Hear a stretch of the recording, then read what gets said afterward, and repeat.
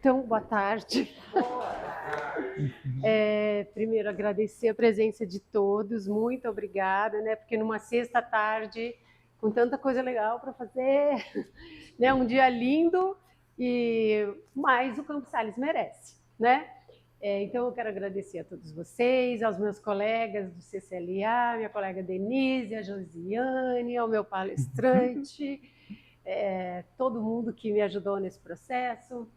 E dizer o seguinte, né? Esse trabalho, isso é resultado, isso é um projeto FIC da Prefeitura de Campinas, né? É um edital de fomento. E como nós temos aqui no CCLA um acervo sobre o Campos Sales, do Campos Sales, e que era uma coisa muito confusa, que a gente não sabe direito exatamente o que é, então eu resolvi organizar, porque existe uma confusão, uma certa confusão, porque nós chamávamos de Museu Campos Sales, certo? Mas em 1957 foi criado pelo governo estadual o Museu Histórico-Pedagógico Campos Sales.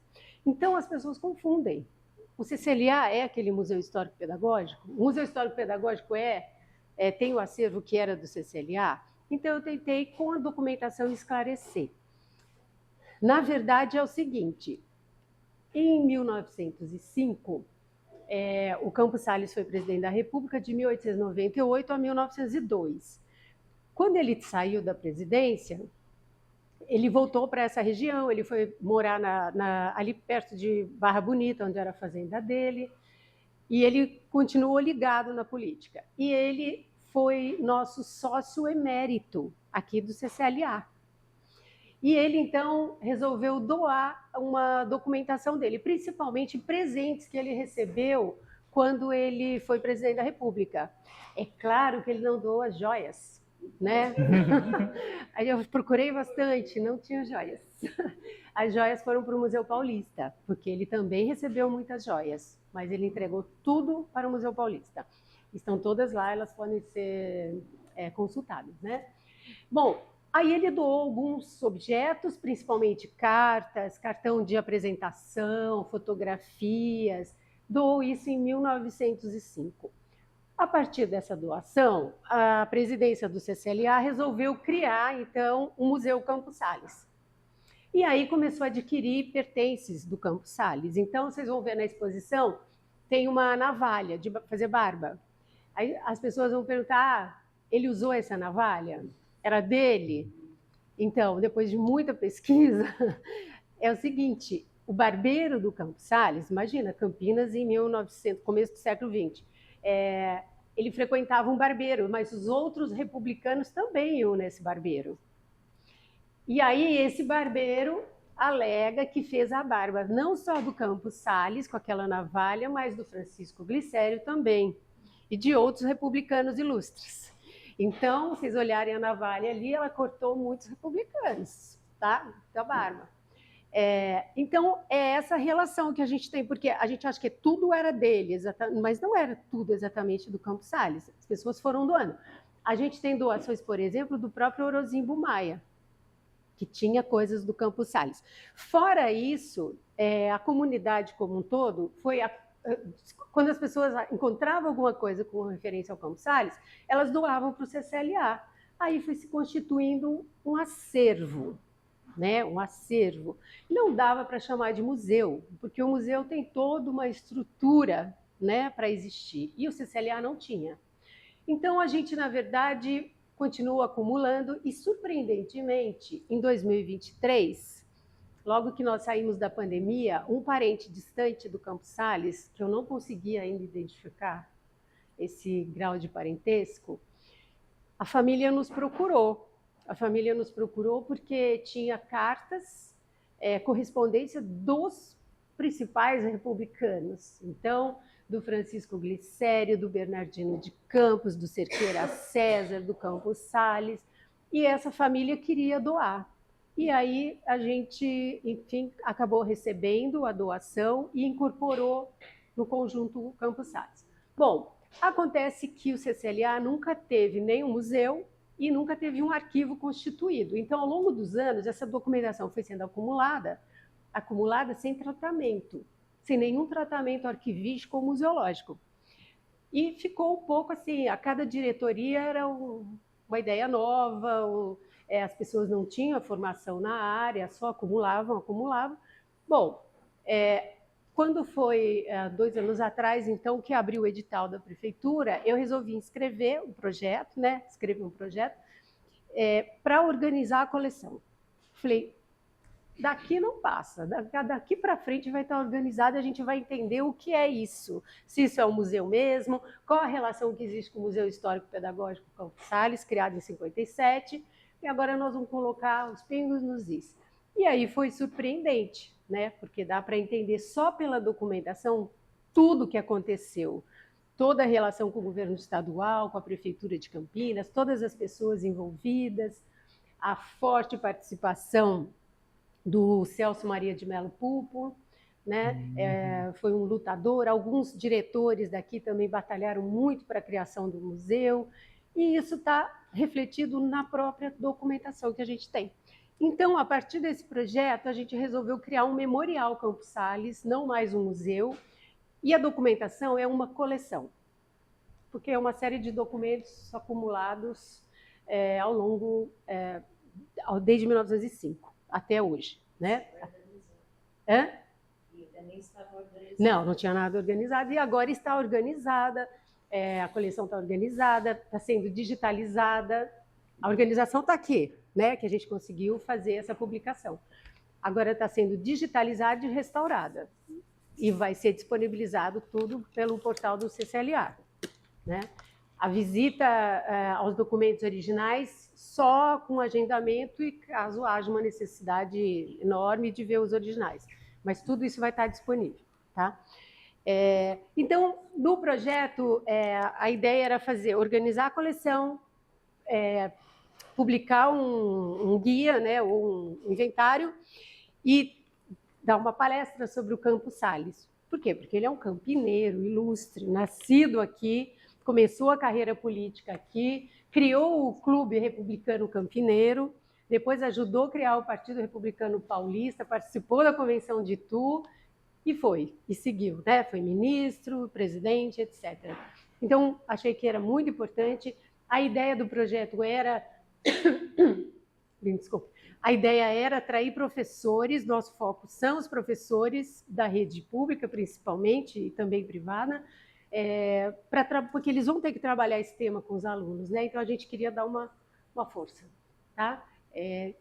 A nossa exposição está lá, vocês vão ver, e também a gente pode disponibilizar essa exposição. Os professores que tiverem interesse podem levar para suas escolas, e vocês podem multiplicar isso, conversar com as...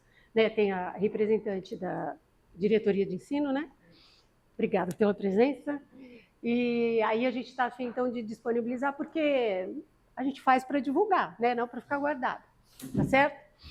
Então, agora eu vou apresentar nosso ilustre palestrante, que é o Munir Pompeu de Camargo, que é professor de História, é doutorando da Unicamp e meu amigo.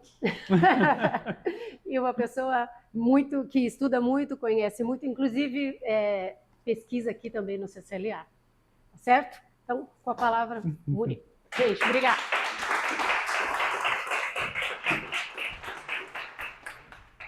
Bom, eu queria começar agradecendo a Marli, a Denise, ao Centro de Ciências, né, por esse convite, por essa oportunidade em poder falar.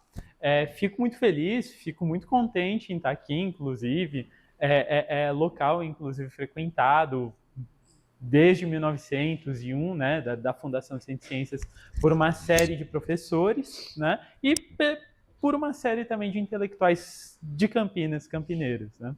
Eu sou campineiro também, sou nascido aqui, acabei me apaixonando por história, saí por um tempo da cidade para fazer história na Unesp de Franca, retornei, comecei o mestrado na Unicamp, e durante o meu mestrado, o meu foco de pesquisa, o meu foco de estudos foi a arquitetura escolar do século XIX, né? Com enfoque em 4 escolas: o Colégio Culta Ciência, o Colégio Ferreira Penteado, o Correia de Melo e o Colégio Internacional, né?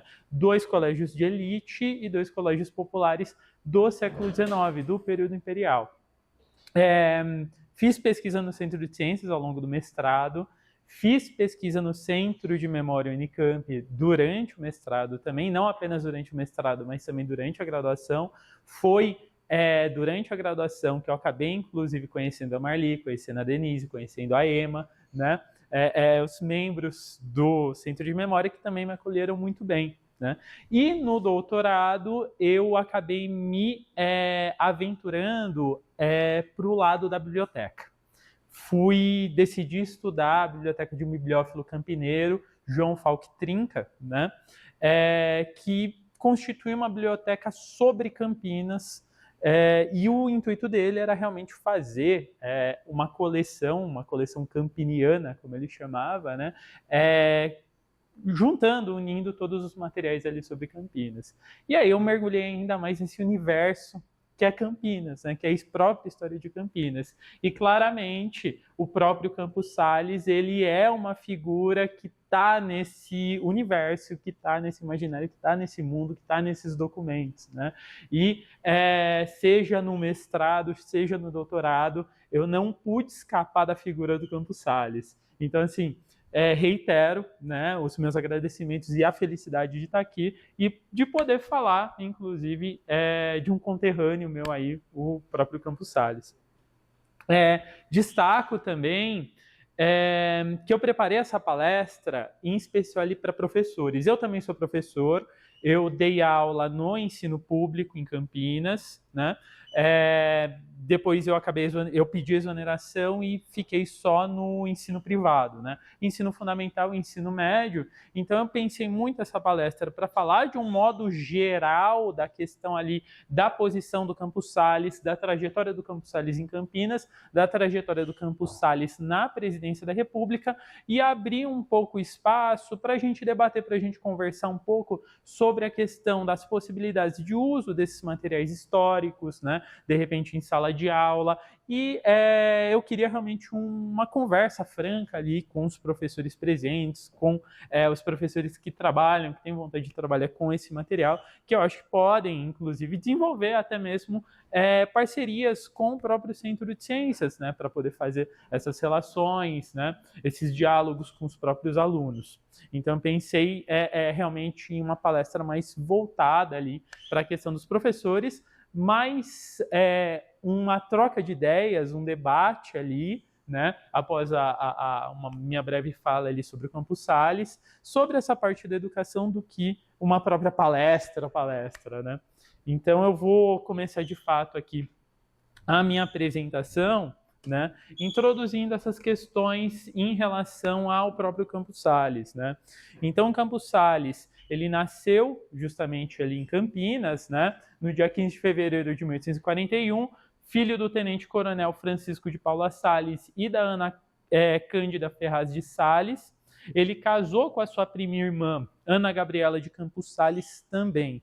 Essa questão aqui da família eu gosto de destacar porque tem alguns pontos muito interessantes quando a gente observa as famílias quatrocentonas de Campinas, né? Não apenas de Campinas, mas do próprio estado de São Paulo e até mesmo de outras regiões do Brasil, que é uma questão da relação endógena, né? Dessa endogenia, né? Ele casa com a prima irmã, né? A questão dos pais também, fazendeiros, casamentos ali também dentro da própria elite local, e isso é uma estratégia que a gente consegue observar, inclusive desde Portugal, nos períodos ali pré-colonização, porque é uma forma justamente da mano de perpetuar, né, de manter, de garantir a manutenção tanto da riqueza quanto do poder dessas próprias famílias. Quando nós pegamos essas famílias quatrocentonas, né, elas vêm justamente desde os processos de colonização, quando a gente pega a genealogia. E para entender essa sociedade, para entender esses grupos de elite, essas relações de genealogia, essas relações familiares, elas também se tornam fundamentais, né? Porque a gente tem, no final das contas, esses grupos, essa elite, esse poder se entendendo na mesa de jantar, né? E o Campos Salles, ele, por fazer parte também desses grupos, compreendia muito bem isso. E, enfim, eu particularmente acredito que uma das coisas que contribuiu para as políticas de Campos Salles na República foi também essa compreensão de trânsito dentro da própria elite, como lidar com essas famílias e com esses grupos, né? Quanto à formação educacional, o Campos Salles ele estudou na Faculdade de Direito do Largo São Francisco, se formando no dia 10 de dezembro de 1863, né? Enquanto isso, João Alberto Salles e Joaquim Augusto de Campos Salles, respectivamente irmão e primo de Campos Salles, eles estudaram na Universidade de Cornell, nos Estados Unidos, em 1870. Duas posições e duas relações também muito importantes para o período, que é a questão da própria ideia do Raimundo Faoro, quando ele coloca que, no final das contas, o que a gente tem no final desse século XIX é a troca do título nobiliárquico pelo título universitário, pelo bacharel, né? A faculdade de Direito já era um ponto muito importante porque era o local que nós tínhamos para a formação da própria burocracia estatal ligada a essas elites, né? Essa elite regional, essa elite nacional. Enquanto a questão da saída do país para o estudo em outros lugares era uma forma também justamente de trazer para essa sociedade do XIX que começava a se modificar novos ares, né? A ideia dos ares da própria modernidade, assim por diante. Então, Estados Unidos e uma série de outras regiões da Europa se tornaram também locais, centros, para que essas elites brasileiras fossem estudar. Outro exemplo que a gente pode dar, paralelo ali ao irmão e ao primo de Campos Salles, é o próprio Ramos de Azevedo. O Ramos de Azevedo ele vai para a Bélgica estudar na Bélgica, né? Faz engenharia e arquitetura e retorna e acaba se colocando, inclusive, na proclamação, antes mesmo da própria proclamação da República. Lembrando, Ramos de Azevedo ele era republicano, assim como Campos Salles. E ele é inserido em cargos de poder da província de São Paulo e depois Estado de São Paulo por monarquistas, né? Eu gosto de destacar essa relação para dizer a questão dos partidos, quando a gente pega no final desse 19, liberal, conservador, republicano, eram questões ali de posição formal do Estado, mas o que valia mesmo, volto a dizer, era a mesa de jantar. Era sempre a mesa de jantar.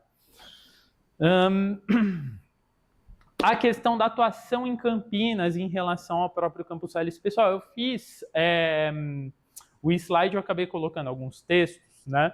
Não quero deixar enfadonha a apresentação também, mas eu acho que são alguns textos interessantes para a gente discutir alguns pontos. A minha preocupação a letra está muito pequena, está todo mundo conseguindo ver? Tá boa? Então tá bom. Bom, fiquei um pouco preocupado em relação ao tamanho, né? Então, alguns pontos, alguns braços de atuação do próprio Campos Sales dentro de Campinas. A questão da educação, a questão da Igreja Matriz Nova e a questão também dos jornais do Partido Republicano e também da própria maçonaria, né? Eu acho que eu vou começar de trás para frente, porque como eu estava falando da sociabilidade, que essa questão das relações familiares, elas estabeleciam uma sociabilidade muito importante dentro dessa elite nacional. Então, o cruzamento entre essas famílias era fundamental, né? Junto a isso, a gente vai ter a maçonaria como uma agremiação também fundamental para essa sociedade campineira, que garantia justamente a união em uma esfera de sociabilidade, de trocas de ideias, de relações entre essa elite regional, que, como eu falei, já se entendia na mesa de jantar, mas a maçonaria também garantia outros entendimentos, inclusive com outros grupos de imigrantes que também eram muito bem colocados dentro da própria sociedade. Então, por exemplo, a família Krug de Campinas, né? A família Krug, ela sai da Alemanha, mais especificamente do condado de Kassel, na Alemanha, vem para o Brasil. Dentre elas, né, uma das figuras importantes da família Krug é a Carolina Krug, que depois se torna Carolina Krug Florence, casada com Hercule Florence, né? Os seus irmãos, um se torna cônsul da Alemanha e o outro se torna vice-cônsul da Suíça no Brasil, né? É muito interessante a relação desses dois cônsuls, porque eles faziam parte também da maçonaria e dialogavam com esses grupos da própria elite campineira. Entretanto, a gente vai ter em outras esferas uma série de conflitos também acontecendo, que é o caso, por exemplo, do Clube da Lavoura, que Campos Sales fez parte durante um bom tempo do próprio Clube da Lavoura, né? O Clube da Lavoura, ele chegou, membros fazendeiros do Clube da Lavoura chegaram a questionar o cônsul da Alemanha e o vice-cônsul da Suíça, ambos da família Krug, por conta ali de cobranças em relação ao tratamento com os imigrantes nas fazendas de Campinas, né? E Campos Sales acabou também acompanhando essas relações, esses embates que a gente tinha entre esses diversos grupos, né? Então, como vocês podem ver, embora eu me foquei muito na questão familiar, a gente tinha também uma série de outros conflitos acontecendo, inclusive contra os grupos, né? Que eram também formas ali tanto de defesa quanto de ataque e de barganha, que a gente vê também dentro dessa sociedade, né? A gente vai ter, além da questão da loja maçônica, né, com destaque da participação do Campos Sales na loja maçônica Independência, uma das mais antigas que a gente tem em Campinas, se não a mais antiga, né? Ele vai fundar também a loja Regeneração Terceira. E um ponto também muito importante, o Antônio Carlos Galdino, que é diretor, inclusive, do Arquivo Municipal, na tese dele, ele coloca muito bem que a maçonaria era um local realmente de sociabilidade para essa elite, e não um destaque necessariamente político. Nem todos eram totalmente republicanos, por exemplo. Campos Sales é conhecido pela sua atuação na República, nem todos eram de fato ali republicanos dentro dessa maçonaria. Como eu falei, era também um ambiente de sociabilidade que congregava vários grupos desse período imperial campineiro também, né? Campos Sales, ele participa também da fundação de jornais, começando pela Gazeta de Campinas, né, que foi o cabeça da Gazeta de Campinas, foi Francisco Quirino dos Santos, foi apoiado pelo seu sogro, capitão Joaquim Roberto de Azevedo Marques, que também era republicano, e a colaboração de João Quirino, seu irmão, Jorge Miranda, e o próprio Campos Sales diretamente envolvido. A questão da Gazeta de Campinas foi um dos principais, se não principal, órgão de circulação também de ideias republicanas em Campinas, né? A Gazeta de Campinas era declaradamente republicana e a gente vai ter uma série de reportagens, uma série de colocações, uma série de editoriais muito interessantes em relação à própria visão dos republicanos dentro de Campinas. Em 1875, acompanhando essa questão dos jornais e da imprensa, a gente vai ter a fundação do Jornal Província de São Paulo, o atual Estado de São Paulo, né?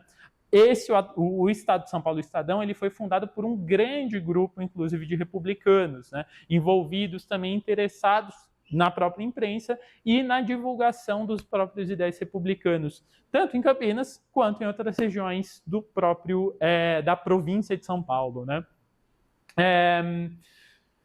No final das contas, essa questão da imprensa, e aqui indo um pouco para a questão também da aula, da escola, eu acho um ponto bastante interessante para a discussão em sala de aula.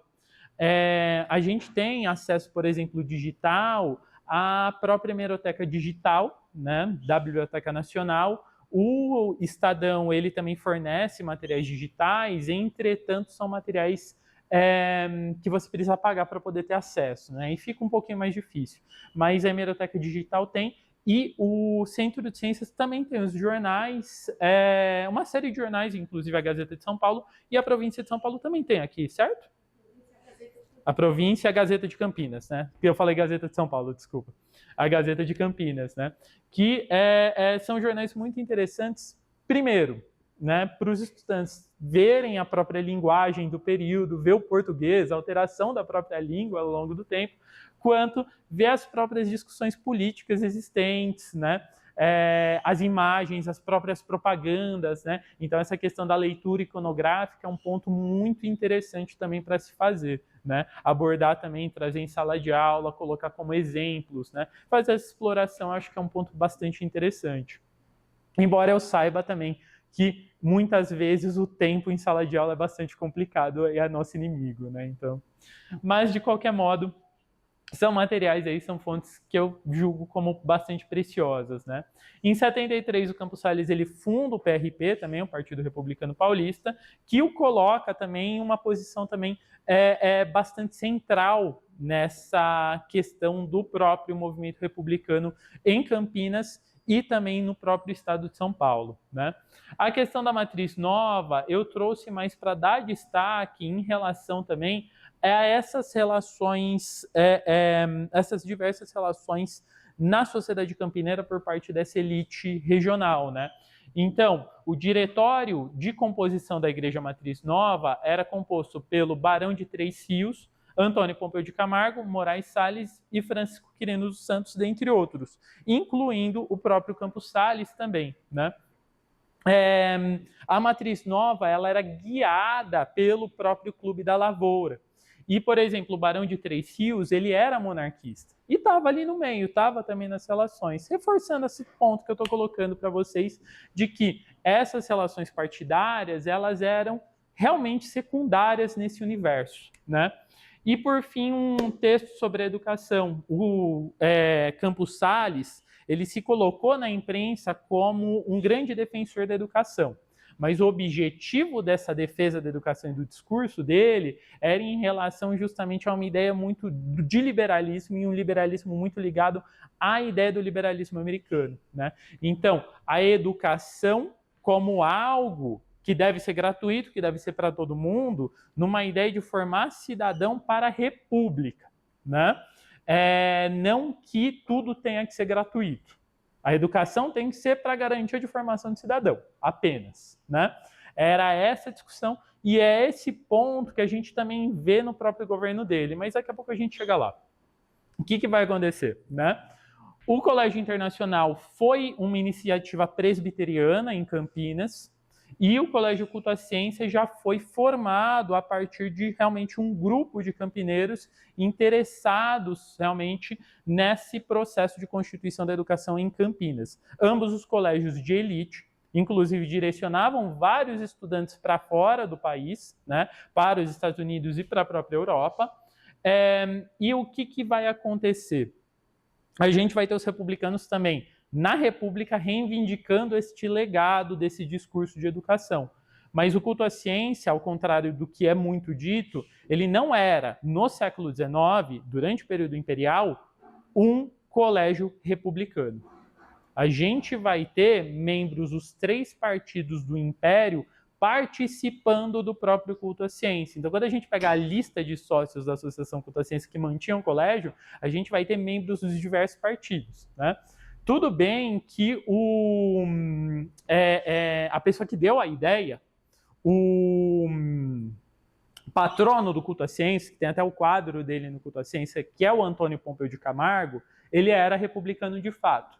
Entretanto, a gente vai ter membros do Partido Conservador, do Partido Liberal e do Partido Republicano envolvidos nesse processo de fundação do colégio e de financiamento. Até porque era um colégio que correspondia aos interesses dos seus próprios filhos, os próprios interesses desse grupo fundador, né? Que via justamente nessa educação a possibilidade da troca novamente do título nobiliárquico pelo título de bacharel, né? E aqui eu coloquei um próprio texto do Campos Salles sobre a educação, e eu acabei deixando também na própria grafia da época, né? Procurar o desenvolvimento de um povo na agitação mais ou menos ativa de sua vida industrial ou comercial exclusivamente. É de certo cometer o grave erro de deixar em esquecimento imperdoável este sábio conceito. O povo que tem as melhores escolas com CH, é o primeiro povo. Se ele, 2 L's, não é hoje, sê-lo-á amanhã. Nem outro progresso é realmente possível sem a cooperação do ensino, esse elemento primordial da civilização, tal como entende a sociedade destes tempos. Almanaque de Campinas, 1872. Os almanaques, eles são uma fonte preciosa para a própria compreensão da própria história de Campinas, não apenas da história de Campinas, mas da história do próprio estado de São Paulo como um todo. A gente vai ter uma série de textos de sujeitos de diversos grupos distintos sendo publicados nos almanaques. Nós teremos propagandas da vida industrial, de indústrias, de comércio, uma série de, enfim, informações, elementos da vida em Campinas, nos almanaques de Campinas, e também quando a gente pega os almanaques industriais de São Paulo, a gente também vai ter mesma coisa relacionada a São Paulo, né? Nesse texto que o Campos Salles ele publica no Almanaque de Campinas de 1872, eu acho que é interessante a gente dar destaque para o trecho que ele fala: o povo que tem as melhores escolas é o primeiro povo. Se ele não o é hoje, sê-lo-á amanhã. O que eu acho que vale a pena a gente pensar é: que povo que ele está falando, afinal de contas? Por quê? Só andando um pouquinho no tempo.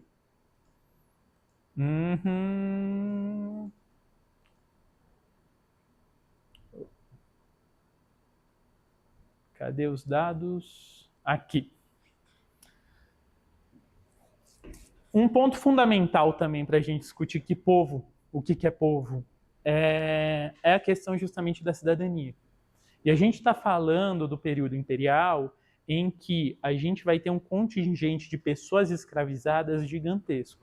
E Campinas também, como sendo um centro de produção de café, aqui a gente vai ter muitas pessoas escravizadas, né?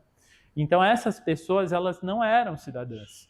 Ao mesmo tempo que nós temos outros grupos que também eram despossuídos, não tinham essa inserção na sociedade, também excluídos, né? E, por exemplo, quando a gente observa a Lei Saraiva, que é a reforma eleitoral de 1881, a gente percebe, no final das contas, quem tinha, por exemplo, o direito a voto, que é um direito de cidadania básico, hoje em dia, que a gente discute, que a gente coloca. A de aproximadamente 1.114.000 eleitores, aproximadamente, ou seja, aproximadamente 10% da população brasileira no período, com a Lei Saraiva, esse número passa para 145.296 eleitores. Então, enquanto antes da Lei Saraiva nós tínhamos 10% da população votante no Império, pós-Lei Saraiva, esse número fica entre 0,5% e 1% da própria população. Então, uma redução brutal dessa quantidade justamente de eleitores no próprio período. Antes da Lei Saraiva, a gente chegava a encontrar, inclusive, até pessoas que tinham conquistado essa liberdade com direito também a voto. Eram poucos, mas havia, né? Não era uma cidadania ampla, mas esses 10% que a gente encontra antes da Lei Saraiva quase que equiparava o Brasil a países que possuíam também democracias, ou desde sua origem, ou que tinham passado por processos ali de constituição de monarquias parlamentares também. Então, por exemplo, nos Estados Unidos, o número ali de eleitores no período também não era lá muito diferente disso, né? Com a Lei Saraiva, a gente tem essa queda de eleitores. E quando a República ela é proclamada, a gente tem um aumento, na realidade, para 5% da população com direito ao voto, né? Então, essa questão da posição da cidadania, desse direito, ele se torna muito reduzido. E eu acho que, por exemplo, trazer a figura do Campos Salles para discutir essa relação da transição do Império para a própria República, as mudanças na questão do voto, a ideia de república, o que é república, o que é uma república liberal, uma república popular, como colocar os sujeitos, os indivíduos, são pontos também interessantes e estratégicos para discutir também com os alunos, né? Para trazer justamente esses pontos para a sala de aula. Até porque é isso, né? Até hoje a gente discute muito a questão da própria cidadania no nosso país, né? E a educação também ela está muito relacionada, ela está diretamente relacionada com a própria cidadania. E só no século XXI que a gente conseguiu, por exemplo, democratizar de fato o ensino médio, né? Então o Brasil ele acabou caminhando nesse quesito da própria educação e da cidadania a passos de formiga. E, por exemplo, na questão do analfabetismo, que é um ponto também fundamental para se discutir a questão da colocação do sujeito da cidadania e assim por diante, a Lei Saraiva ela estabelecia que analfabetos não poderiam votar. Então, por exemplo, esse título de eleitor, ele não dá para ver muito bem, né? Esse aqui, na realidade, é o documento de casa. Esse título de eleitor era do meu trisavô, que também era campineiro, ele era primo do Campos Salles, né? Aí eu acabei trazendo, mas a visualização não ficou tão boa. Um dos pontos que se tem aqui saber ler e escrever, além da própria renda e assim por diante. Voto por renda, necessidade de alfabetização.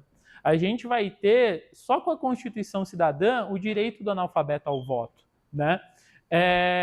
No Império a gente tinha uma relação ali antes da própria Lei Saraiva, pós-Lei Saraiva, necessidade da alfabetização, e a República ela vai também suspender, ela vai proibir essa questão do próprio voto de analfabetos. E essa é uma discussão que a gente encontra ao longo de toda a nossa própria República, né? Até o período da própria ditadura militar, a gente vai ter essas discussões em relação à questão do voto, né? O Castelo Branco, por incrível que pareça, ele era um sujeito que defendia o voto de analfabetos, né? Ao contrário de outros militares, né? Ele também defendi, vai trazer também essa discussão. Só para dar destaque a essa questão da cidadania, né? Pois bem, formação educacional. Os primeiros passos na política do próprio Campos Salles. Então, Campos Salles, ele primeiro se torna vereador, né, pela Câmara Municipal. Foi nesse papel que ele começa a se destacar cada vez mais dentro de Campinas, acaba sendo eleito deputado provincial também por diversas vezes, desde 1867 ele tinha essa posição de deputado provincial, que é o equivalente ao nosso deputado estadual, e também ele participa, como eu já havia falado, da fundação do próprio PRP. Já durante a própria República, ele se torna ministro da Justiça do Deodoro, presidente do Estado de São Paulo de 1896 a 1897 e secretário da República e senador da República de 1891 a 1896. Né? Campos Salles também, ainda durante o Império e nesses cargos de deputado provincial, também de vereador, ele vai se envolver também muito com a discussão da questão da escravidão. E ele tinha uma posição de que é uma posição, enfim, ele defendia a abolição da escravatura por iniciativa particular, inclusive inicialmente, né? Então ele dizia que o Estado não deveria se meter justamente nesses processos de abolição e que, na realidade, eram os senhores que deveriam dar essas cartas de alforria de fato e desenvolver isso. Ele vai se envolver na discussão também da lei do ventre livre, que vai gerar uma série de atritos, inicialmente discordando, depois concordando, depois discordando de novo, até que ele acaba também apoiando a própria lei. Só posteriormente que, de fato, essa questão da escravidão, ele começa, de fato, a incorporar isso. Mas para o final do processo, quando a gente estava chegando ali já em 88. O que acontece? E aí a gente cai um pouco na própria história econômica, não é muito a minha seara, mas vou comentar também um pouco. A pessoa escravizada, ela era hipotecada. Ela estava numa posição de letra de crédito. Que nem você vai no banco e compra uma letra de crédito imobiliária, uma LCI, uma LCA, né, letra de crédito agrônoma. Você tinha no Império a pessoa escravizada ligada a essa lógica da letra de crédito. Isso por conta também de uma questão vinculada à política monetária do Império. O Império, ele era extremamente monetarista ortodoxo, então não imprimia dinheiro, não dava liquidez também para aquela economia imperial, o que acabava travando muito essas relações também de trocas e de interesses dos próprios grandes cafeicultores, que no período do fim do 19, eles que estavam realmente economicamente muito bem colocados, tanto na lavoura quanto na própria indústria nascente no Brasil, né?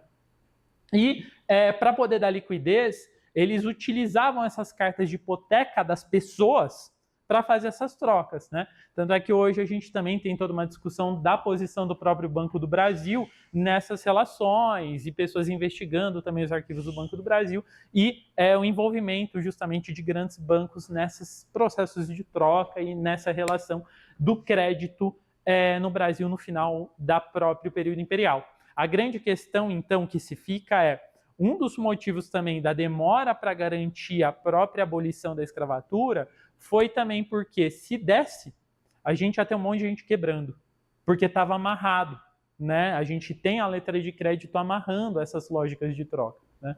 Então, era algo que também travava.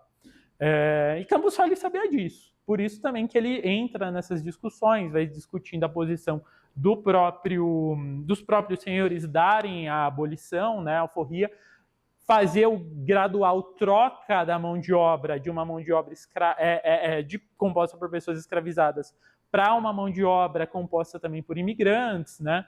E ele estava envolvido em todas essas relações também, né? Eu consegui ser claro?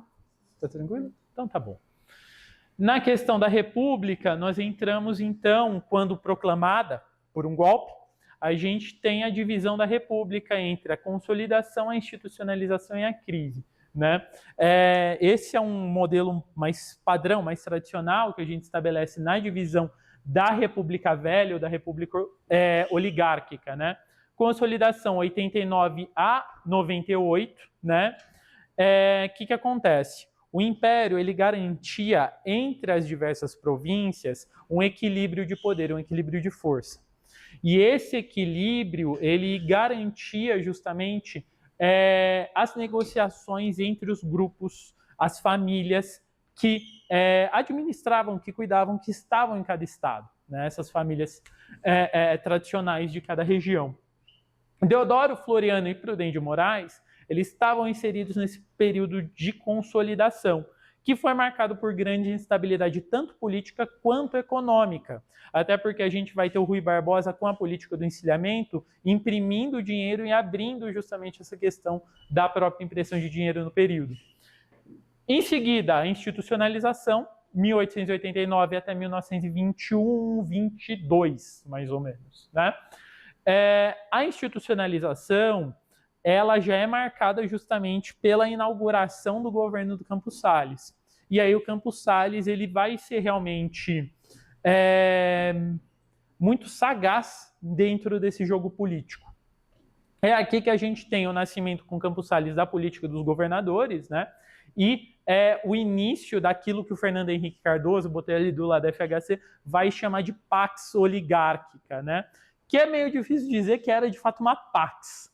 A gente vai ter conflitos ao longo de todo o período, seja a partir de grupos populares, seja a partir também de grupos de oligarquias dos diversos estados, brigando entre si, entre elas mesmas e também entre os próprios estados, pelos seus mais diversos interesses, né?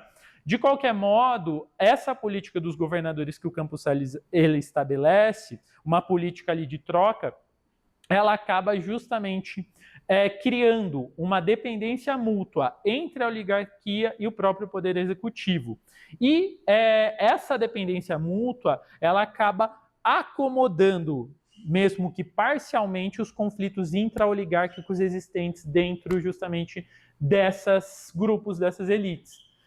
Como assim conflito intra-oligárquico? Quando a gente olha na consolidação, se a gente pegar, por exemplo, o exemplo do Rio Grande do Sul, a gente tem a Revolução da Degola, a Guerra da Degola, né? E a disputa do Partido Republicano rio-grandense com o Partido Federalista, que na realidade eram disputas ali de grupos de famílias no Rio Grande do Sul que acabaram sendo muito sérias. E o Campos Salles, ele observa essa questão. E ele sabia que havia possibilidades de outras disputas acontecerem e surgirem, né? Então essa prática, essa política dos governadores, ela era muito focada nesse processo de estabilização do status quo, da garantia do equilíbrio regional de força, garantir o poder para os grupos situacionistas para poder justamente equilibrar esse poder, né? E por fim a gente tem a crise de 1922 a 1930, que é a questão do crescimento do movimento tenentista, o próprio movimento operário. Ponto importante, o movimento operário não surge aqui. A gente vê um nascimento do movimento operário, na realidade, desde o século XIX, inclusive por grupos, pessoas libertas, né, que tinham sido escravizadas, conseguiram justamente a sua liberdade e começaram a trabalhar naquela indústria nascente do XIX. Esses grupos já no 19 também estavam se organizando, né? Então a historiografia ela já discute a existência desse movimento operário nascendo ainda já no século XIX e depois vindo. Naturalmente, grupos de italianos, espanhóis, grupos de imigrantes, eles vão acabar engrossando essas fileiras e trazendo também os ideais anarquistas, ideias comunistas também, e que acabam justamente incendiando aí parte, pelo menos, ali dos diversos grupos de operários que nós encontrávamos, né? Disputas maiores entre as próprias oligarquias, então a partir ali da década de 20, as próprias oligarquias começam a entrar em alguns conflitos, e também a gente vai ter, por parte dos grupos que eram oligárquicos e que ficaram excluídos, o chamado primo pobre, né? Por parte desses grupos, uma crítica ao próprio chamado liberalismo oligárquico, né? Eu não vou entrar em tantos detalhes da crise, e também a questão da própria consolidação, eu vou também não entrar em tantos detalhes, até porque o próprio foco é o Campos Salles, né? A questão do voto eu já expliquei, então quando a gente tem a proclamação dessa república, a gente tem essa limitação tanto ao voto quanto à cidadania, e o Campos Salles, ele começa a sua atuação já no governo provisório.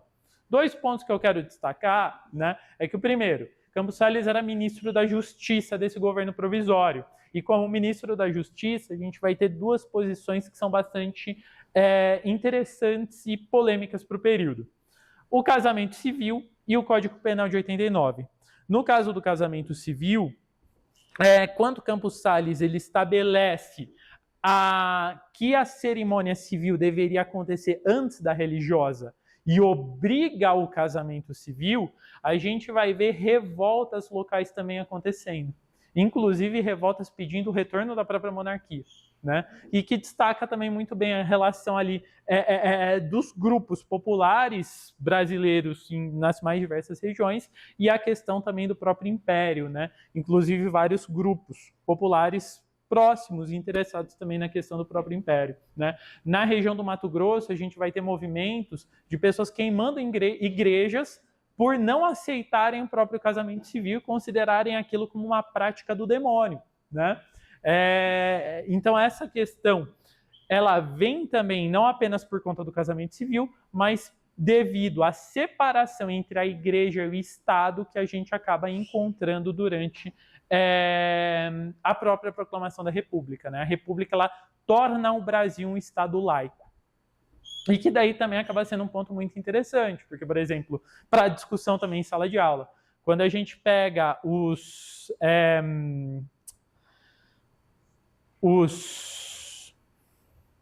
fugiu o nome, os cemitérios de Campinas, a gente tinha justamente cemitérios para os católicos e cemitério dos não católicos, né? Então não se podia enterrar no mesmo local, a gente tinha toda uma série de burocracia distinta, limitações para aqueles que não eram católicos, e que é interessante a gente observar ainda mais dentro de um contexto contemporâneo que a gente vive, de pessoas que atacam o próprio Estado laico hoje em dia, né? Então acho que para a sala de aula é interessante também a gente ter esses diálogos, né?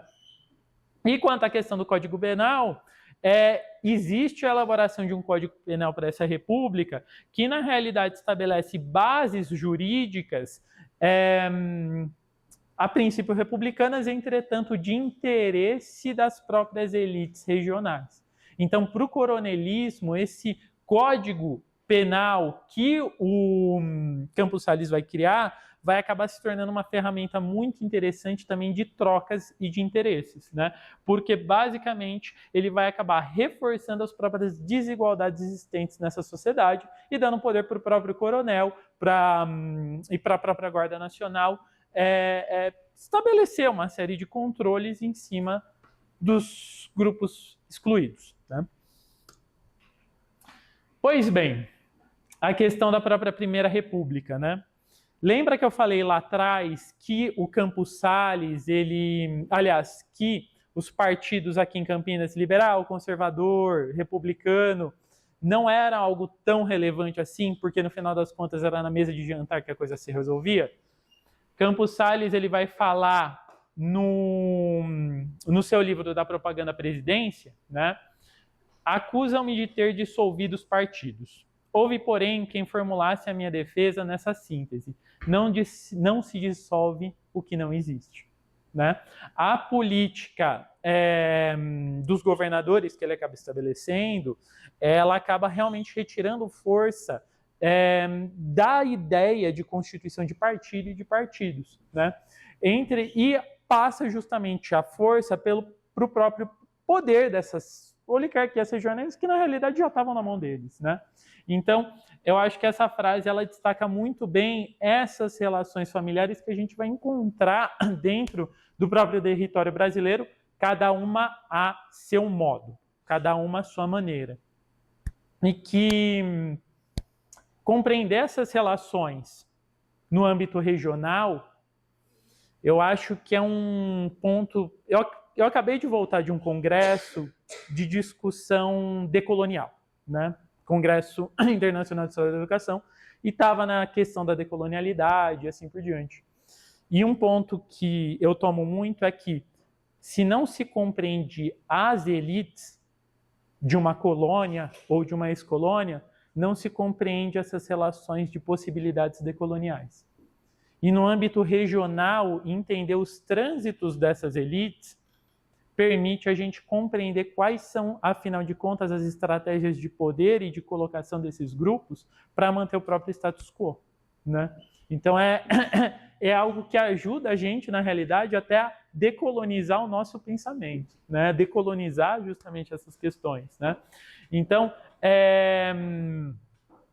quando a gente olha para o Campos Salles, ele tinha uma noção muito, enfim, muito rebuscada, muito engenhosa do funcionamento desses grupos locais, que são grupos também que trazem uma herança portuguesa muito grande.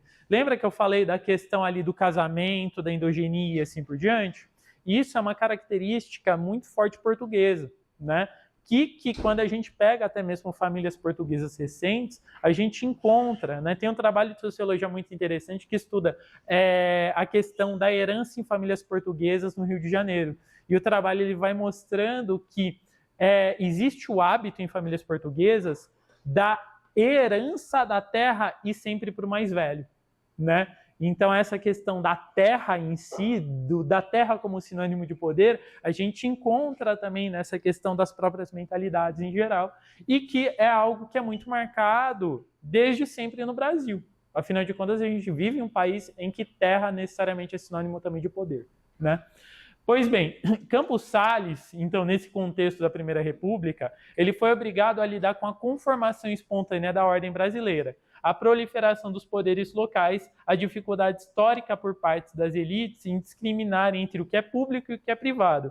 Quando se trata de administrar os recursos do tesouro e uma ética social que já na época se configurava como predatória, em suma, tudo aquilo que Faoro admiravelmente resumiu como a seguinte frase: a distribuição natural do poder. Renato Lessa, A Invenção da República. A Invenção Republicana. Esse livro é uma das melhores biografias sobre Campos Sales que a gente pode encontrar, né? É muito utilizada nos diversos grupos, nos diversos cursos de história, e aí eu trouxe aqui para vocês também para deixar essa recomendação. E esse ponto do Lessa, ele coloca realmente essa questão dessa distribuição natural do poder, que na realidade é Faoro que fala, né? Mas ele traz esses embates justamente como algo muito bem colocado dentro dessa república e que, como eu falei para vocês, vem desde a herança do próprio período imperial, né? Campos Sales, então, quando ele assume, ele estabelece essa política dos governadores, né? Então, apoio do governo federal às oligarquias regionais, o governo federal apoiado por elas através das câmaras dos deputados, né? E como que vai funcionar esse processo? A gente tem a homologação de candidatos apoiados pelo poder situacionista dos estados que chefiavam a Câmara a partir da Comissão Verificadora de Poderes, que é um órgão que Campos Sales cria e justamente entrega à própria Câmara dos Deputados e ao poder situacionista para estabelecer quem seria diplomado ou não. O resultado disso é que quem já estava no poder continua e garante que os grupos regionais elejam quem eles querem. Então, se de repente tem um estado que conseguiu eleger um deputado que na realidade é de uma família mais fraca, de uma família que está ficando excluída, que está ficando mais distante do poder, você não diploma o cara. Você fala, não valeu a eleição, foi fraudado, você dá o poder para o outro. E resolve o problema ali, né? Então, isso garante justamente o poder situacionista dos estados que apoiavam o próprio governo federal. E aqui a gente tem, eu acabei esquecendo de trazer, tem um texto de um historiador americano chamado Michael Conniff, que ele vai apresentar um estudo de grupos de elite na reprodução do poder, em especial do poder executivo. No final, ele demonstra que as famílias do século XIX, do período imperial, dentro do poder tanto executivo quanto, ou relacionado ao poder executivo, e em especial a Câmara dos Deputados, né, o poder legislativo, são as mesmas do 19 até a redemocratização praticamente, ou que estão envolvidas nesses processos, né? Então essa reprodução das famílias, ela se mantém. Mas de qualquer modo, o que a gente tem é o presidente garantindo financiamento e não intervenção nos estados, para os governadores garantindo liberdade e dinheiro ao poder local, ao poder dos coronéis, né? As famílias que comandam as cidades, e essas famílias garantindo voto para o governador e apoio armado a partir justamente da Guarda Nacional. Ponto muito importante, a gente está falando de um período em que a Guarda Nacional ela era muito mais forte que o próprio Exército. Então, se você tinha a união ali justamente dos coronéis, essas guardas nacionais, o poder executivo ele não conseguia reprimir. Então era muito importante também manter essas relações próximas. De qualquer modo, a gente tem esse apoio ao governador e o governador também garantindo ali apoio, não intervenção e não fiscalização do governo federal, né? Então o Campos Sales ele faz essa amarra. Essa amarra ela não funciona para sempre. Nós teremos depois a política do café com leite, a gente vai ter ali a política salvacionista e assim por diante. E aqui eu queria dar um destaque, também outro destaque importante aqui. A política do café com leite, ela funcionou na realidade durante um período da República só, né? Aquela questão de Minas e São Paulo se revezando no poder. A gente tem, por exemplo, o livro da Cláudia Maria Ribeiro Viscardi, O Teatro das Oligarquias, e que ela mostra muito bem que ao menos 6 oligarquias centrais ao longo da República Oligárquica garantiam essa relação de poder. famílias de estados muito bem organizadas que conseguiam se colocar muito bem. São elas São Paulo, Minas Gerais, Pernambuco, junto com a Paraíba, Rio de Janeiro, Rio Grande do Sul e Bahia, né? Ela dá destaque aí para esses estados nessa relação também dessa república, né? Mostrando que, no final das contas, a troca de poder entre esses grupos, tanto regionais quanto aqueles que se projetavam no Estado, eram elementos também muito importantes para a gente entender esse período, né? E que, francamente, entre nós, eu sei que a gente está sendo gravado, né? Mas vamos confessar, quando a gente roda pelo interior de São Paulo, a gente encontra bastante dessa relação de família até hoje, né? Então, a gente, no final das contas, a gente tem um arranjo político, talvez, e cometendo ali alguns anacronismos, né? Que também vem desde o Campos Salles, né? Até hoje, essa questão das famílias regionais, nas cidades pequenas, o sobrenome que manda, né? E é muito interessante a gente ver o seguinte, que comparado com outras cidades do interior de São Paulo, Campinas é muito progressista. Desde o Império, Campinas é muito progressista. Até porque, um exemplo básico, a gente tem os grupos locais de Campinas permitindo Campinas crescer e desenvolver uma industrialização. Você atrai gente, você corre o risco de perder poder nessa brincadeira também, né? Então, claro que nós temos grupos, pessoas ali que se mantêm, mantiveram e assim por diante. Mas é interessante a gente ver essa questão das posições e das relações. Se a gente pegar ali o Oeste Paulista, né, seguir pela Anhanguera, rumo interior, tem várias famílias, aliás, várias pequenas cidades ao longo da Anhanguera que têm leis que, enfim, posições políticas ali que bloqueiam qualquer tentativa de industrialização do local. Do lado da Anhanguera, zona que você pode escoar produto para o resto do país, enfim, para o resto do estado, né? Algo para a gente, de repente, pensar, né? Questão da economia, né? Na economia, a gente tem a crise do encilhamento com Rui Barbosa, 89 a 91.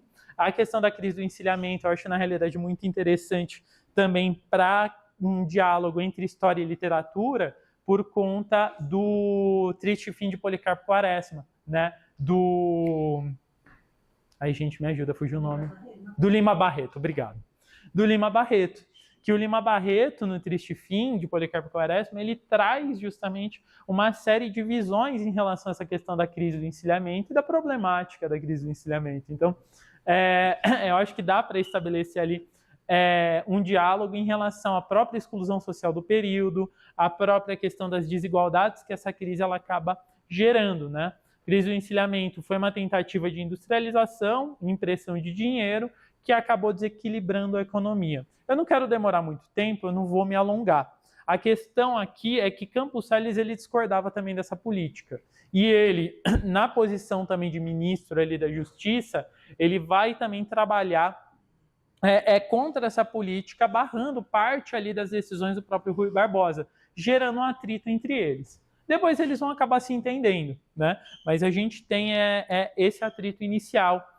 E quando, basicamente, ele assume o poder, o que a gente tem também é uma política de austeridade a partir do ministro Joaquim Murtinho, que em um discurso, um texto dele, não lembro agora, uma carta, enfim, ele acaba dizendo, ele acaba alegando que o Brasil caminhava para o socialismo porque possuía estradas de ferro públicas, telégrafos, a partir justamente do controle do Estado, e que tudo isso precisava justamente ser entregue à iniciativa privada, e que a iniciativa privada que iria desenvolver justamente todo esse processo, né? E que, a partir disso, se poderia combater esse pensamento socialista ali dentro dessa política, um liberalismo socialista, né? Joaquim Murtinho ele entra justamente nessa discussão e ele que vai acabar operando junto com Campos Salles. Campos Salles ele pega firme a questão do Fundiloan, né? O Fundiloan foi o processo da renegociação de dívida, começa um ano antes de Campos Salles assumir o poder na presidência da República, né? Ele vai para a Europa, consegue negociar com o Banco Rothschild e outros a questão da dívida brasileira. E aqui na questão nacional interna, o que nós encontramos com a política econômica é uma pressão agrícola muito forte a partir de uma ideia de que o Brasil ele possui uma vocação natural agrícola.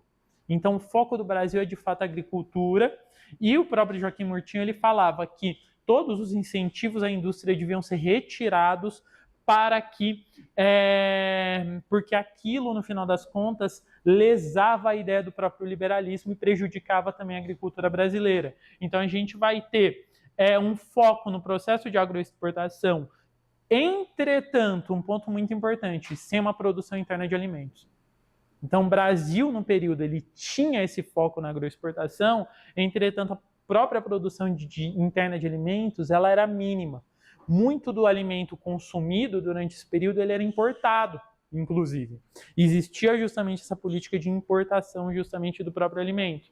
E na medida em que a gente tem a política de valorização cambial, embora aconteça uma deflação e um controle do déficit orçamentário, a gente vai ter um problema muito sério na questão da população mais pobre, que já tinha sofrido com encilhamento, uma hiperinflação, uma questão ali de congelamento em relação aos seus próprios ganhos, e esse acesso a esse alimento que era todo importado vai se dificultar cada vez mais. Então a gente tem, inclusive, uma questão em relação ao Campos Salles que, quando ele passa a faixa presidencial, quando ele entrega o cargo, ele acaba sendo vaiado no Rio de Janeiro até a estação de trem quando ele vai embora. Então ele é ovacionado no sentido de receber ovada, né? Nessa questão, ele acaba sendo hostilizado, em especial por conta da política do Fundilô. Garante um equilíbrio fiscal, entretanto, a gente tem essa indústria do século XIX que vem sendo desenvolvida sendo totalmente deteriorada, né? Então, a industrialização que a gente acaba tendo, ela acaba se dissolvendo também ali por conta do Fundilô. Outra questão também do Campos Salles está nas relações internacionais. Então, Campos Salles, ele visitou a Argentina, se tornou posteriormente embaixador da Argentina, e a gente tem a questão também das divisas, que eu acho que é um outro ponto também bastante interessante para a gente pensar, né? Aqui, inclusive até para os professores de geografia, a questão da própria formação do país, o pensar o mapa brasileiro e as disputas em relação aos próprios limites, né? Eu trouxe aqui uma fotografia da missão ligada à Comissão de Limites entre Brasil e Bolívia de 1901. Né? Os limites entre o Brasil e Bolívia não eram lá muito bem definidos, o que gera toda a questão do Acre, né? E que vai ser resolvido só mais para frente. A Comissão de Limites, ela acaba estabelecendo que os territórios ali de extração de látex, eles pertencem na realidade à Bolívia. Entretanto, tinha muito mais brasileiro no território do que boliviano, e é aí que a gente tem a continuação das disputas até a resolução alguns anos depois, né? Mas eu queria destacar que o Campos Salles, quando visitou o Centro de Ciências, ele deu, entre as diversas coisas que ele acabou deixando aqui, o álbum de fotografias, o álbum da própria Comissão de Limites entre Brasil e Bolívia, né? Está disponível, né, Marli? Está disponível? Está disponível. E, de repente, é interessante até de fazer trabalhos, pensar a questão das fotografias da época, junto com os próprios limites em relação ao país, e como nessas fotografias também as relações ali fronteiriças e esse território brasileiro esse território entre Brasil e Bolívia também era retratado no período, né? Então, essa questão da análise da iconografia também eu acho que é muito interessante, que esses materiais de época eles permitem muito bem também, né? E, por fim, né, a questão dos espaços urbanos de Campinas, né? E aí eu trouxe o exemplo do caso do monumento ao presidente Campos Salles, né? Aquele monumento que atualmente ele está entre a Rua 11 de Agosto, a Avenida dos Expedicionários e a Avenida Campos Salles, ele foi na realidade, ele foi justamente a posição dele atual foi uma questão de disputa na própria cidade, né? Em fevereiro de 30, a gente tem o interesse da construção de um monumento a Campos Sales após a morte de Campos Sales. A gente tem a vitória de Orlando Malozzi, entretanto a Revolução de 32 acontece. Campinas é bombardeada, a cidade de Campinas ela é bombardeada também por aviões, que é uma coisa curiosa, porque a Revolução de 32 ela acontece quase ali mais ou menos que ao mesmo tempo da revolta na Ilha da Madeira, em Portugal. E a revolta da Ilha da Madeira ela é considerada como o primeiro bombardeamento de um estado por aviões à população civil. Só que aqui em Campinas, em 32, a gente teve esses bombardeamentos por aviões também, por parte do Estado brasileiro, né? E acabou acertando civis. A gente tem, inclusive, uma criança de 9 anos morrendo a partir dessas bombas, né? Pessoas saindo feridas e assim por diante. De qualquer modo, o monumento ele é só inaugurado em 34, no Largo do Rosário, em uma cerimônia que acaba sendo bastante complicada, porque ela acaba privilegiando uma série de interesses políticos e a própria figura do Campos Sales fica meio esquecida nessa história toda. Depois disso, ela é retirada em 56 do Largo do Rosário, que era o local dela, por conta da demolição da Igreja do Rosário e a ampliação da avenida, né? E depois ela é posicionada onde ela está hoje em dia, e até hoje a gente tem, enfim, uma série de disputas, questões. A prefeitura sofreu um processo no período por conta da colocação do monumento lá, né? Entretanto, o monumento ele acabou ficando nessa posição. Por que eu trouxe isso? Porque eu acho que sempre é bom a gente pensar a questão da memória da cidade, a relação da construção dos monumentos e do próprio espaço urbano, né? Inclusive, esses dias eu acabei me deparando com uma iniciativa muito interessante de professoras da escola, acho que fica na Praça da República em São Paulo. Escola da República, se não me engano. Não lembro. Enfim, é uma escola que fica em uma praça no centro de São Paulo. A região ela é perigosa e os pais iam buscar as crianças sempre correndo. E iam embora correndo também por conta do perigo da praça. Até que uma das professoras, olhando aquilo, decidiu pegar as crianças, escola municipal, colocar elas nos triciclos da escola e sair andando pela praça com as crianças, apresentando a praça, mostrando o espaço urbano. E o projeto acabou dando muito certo. E o projeto ele acabou demonstrando também que essa ocupação de crianças nesse ambiente urbano, ele ressignificou o ambiente urbano e trouxe também novos ares. Então, sei lá, o pessoal que estava usando droga via criança, o pessoal já escondia aquele negócio e retirava. População transeunte via criança precisando, enroscou o tico-tico, o triciclo, ia lá, ajudava a criancinha. Então, assim, é muito interessante essa questão de como a educação também ela pode ocupar os espaços urbanos e também processos de desconstrução da questão da própria sala de aula, né? Eu não sou a favor daquela ideia de que a sala de aula é a mesma desde o século XIX, porque não é. A sala de aula ela sofreu uma série de transformações, uma série de reorganizações, as pedagogias foram repensadas, a gente tem novas janelas, novas questões e assim por diante. Mas ainda assim, a organização física do espaço escolar, ela mantém determinados padrões, ao mesmo tempo que uma indústria que se modernizou do século XIX para cá, ela também mantém a lógica dos galpões. Então, assim, nós temos mudanças, nós temos permanências, entretanto, sala de aula nunca é a mesma. Eu sou a favor desse pensamento. E eu acho que, assim, ressignificar a sala de aula, os espaços escolares e escolarizantes, também é sempre uma possibilidade para a educação e para o professor, né? Por isso que eu termino com a questão aqui do monumento e da cidade, porque eu acho que a educação e a escola e a ocupação, né, desses espaços, ela nos ajuda a pensar muito essa relação. Muito obrigado.